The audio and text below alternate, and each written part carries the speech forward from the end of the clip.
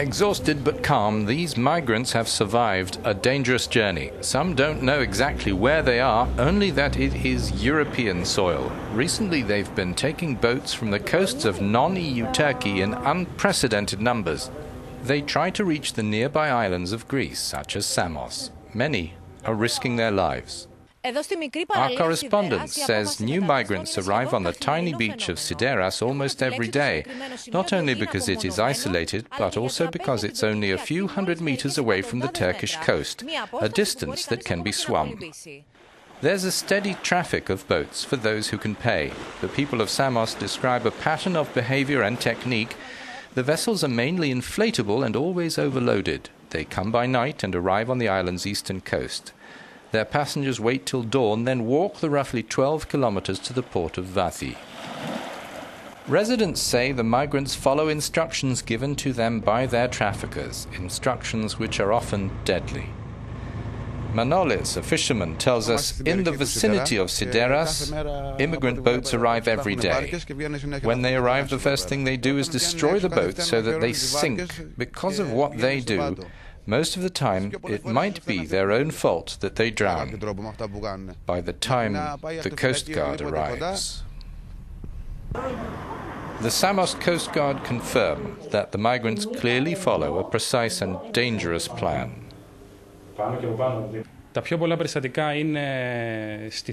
This officer says most of the incidents happen at sea. When inflatable boats encounter our patrol vessels, their passengers destroy the boats, therefore putting themselves in serious danger. Our goal is to collect them immediately so that their lives are not at risk. Next, we bring them ashore to the Coast Guard headquarters. Then they're transferred to detention centers where they are put under police supervision.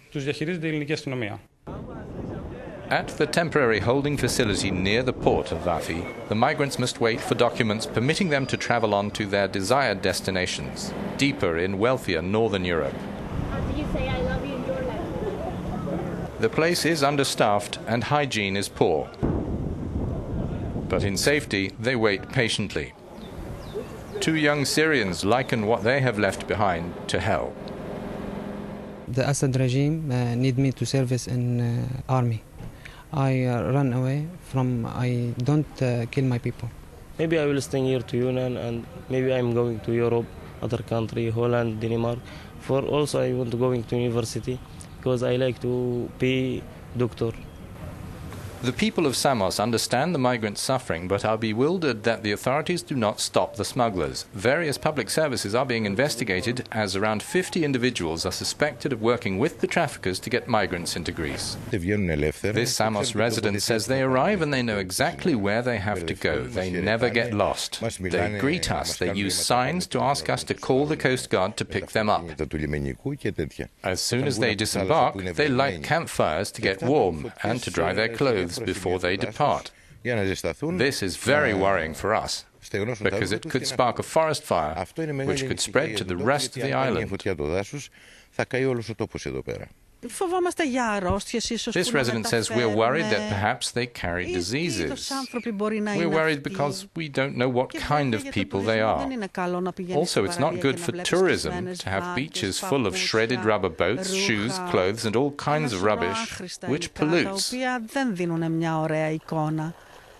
number of migrants landing in Greece has already reached 2/3 of last year's total. In spite of the drowning risk, the practice of sinking their own boats so the crossing from Turkish territory is a one-way trip appears established. This leaves the Greeks on the front lines straining to handle the flow of people who are desperate to enter other European Union countries.